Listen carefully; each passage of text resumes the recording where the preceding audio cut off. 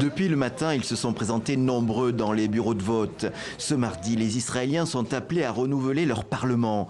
Une élection aux listes multiples, il y en a une quarantaine, mais qui se résume à l'affrontement de deux hommes, Benjamin Netanyahou, Premier ministre sortant et leader d'une coalition d'extrême droite, et Benny Gantz, son challenger centriste.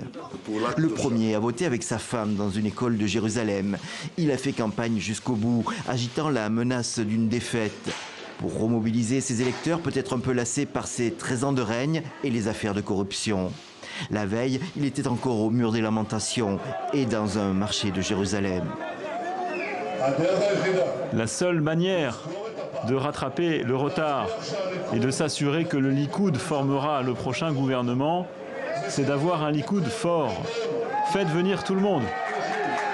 La victoire semblait pourtant assurée quand le Premier ministre a provoqué ces élections anticipées. Mais depuis, Benny Gantz s'est lancé en politique et s'est imposé en alternative sérieuse et rassembleuse. Nous allons nous mettre à leur service. Eux, nos électeurs de droite, nos électeurs de gauche, tous les citoyens israéliens, nous allons gagner, mes amis. Les derniers sondages mettaient les candidats au coude à coude. Mais ils auront besoin d'une coalition pour former un gouvernement et de ce fait, les prédictions s'avèrent impossibles. Toutefois, les premiers indices seront annoncés à la clôture du scrutin à 19h temps universel avec les sondages sortis des urnes.